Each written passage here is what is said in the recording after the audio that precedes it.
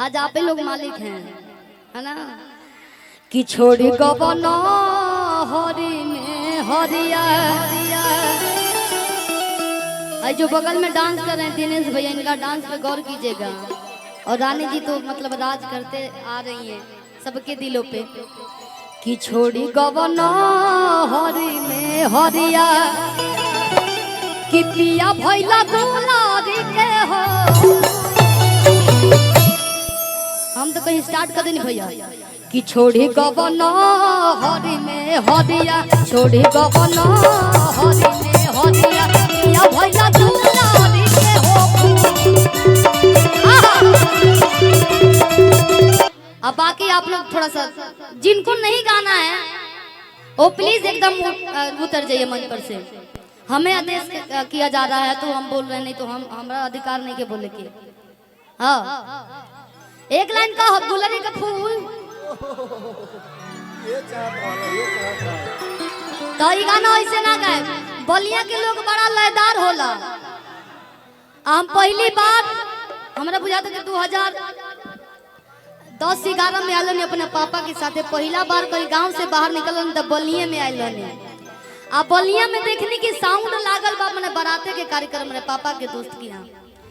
ओइजा के लोग जाना था नहीं के मने एजा के लोग केंगा डांस करेला पूरा गमछा ओढ़ के। सही बात बा कि ना। आ पूरा देहाती डांस। ओ माय गॉड मेरी इतने हल्ला होई हैं। सब लोग अपना मेहरारू के प्यार से रानी बोलेला और यहाँ के नाम में रानी बा हैं। और ये है दिनेश भैया और हमारे जीवन का सबसे बड़ा गाना और सबसे बड़ी हीरोइन रानी जी के लिए तो जोरदार ताली बनता है भैया। आए लेकिन अब आइए गई बड़ी तो क्या करे के छोड़े के ना छोड़े के ना भैया हो जाओ सर्वेश भैया। हेलो। और देखिए अकेले आज जोड़ी नहीं किया तो लोग रील्स इंस्टा पे अकेले खाली देखा था, लेकिन जोड़ी के जोड़ो आयल बनी है नहीं। आ जाइए। हाँ आप खाली शादी करके आप खाली शादी करने के लिए दूल्हा बने थे, उसके बाद से नजर नहीं ना आते हैं इनके दूल्हा जी। विराजी हैं रानी जी। आज यूं जोड़ी के बहुत ही भैया छोड़ दी जाइए। और दीपक भैया सब लोग सबसे परेशान बा। कैमरा वाला भैया से परेशान मिला। आप लोग को एक्स्ट्रा पैसा मिला है क्या कि दिए हैं पैसा हैं?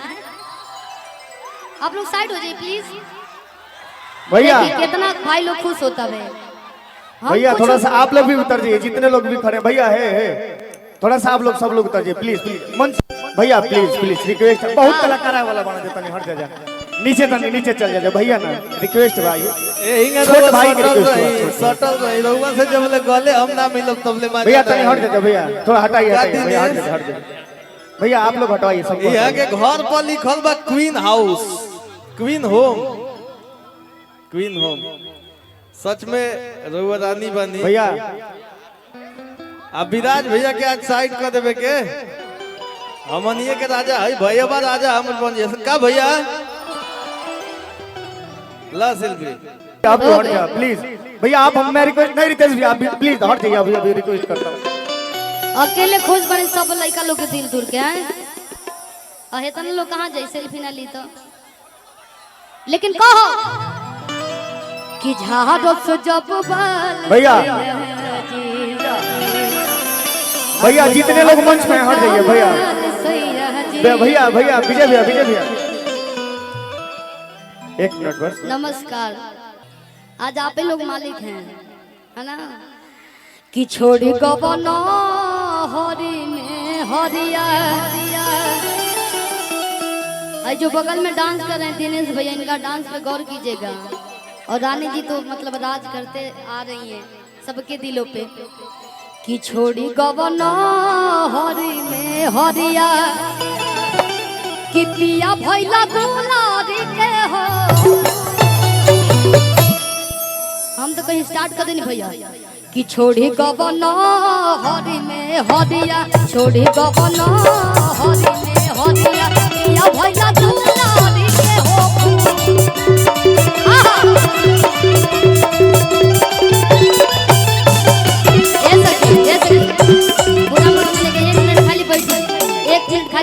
है काहे से कि दू आदमी के दिक्कत होता अब दिक्कत ना होई हैं कोनो बात ना लोग जाना था कि के कितना गोर बा के कितना करिए हमरो लोग जाना था कि शिल्पी एकदम करिए दिया ना जी कबनी सबतिया मरले बमतिया कबनी सबतिया मरले बमतिया अपनी गुजरिया के गइल तू कि छोड़ी गबना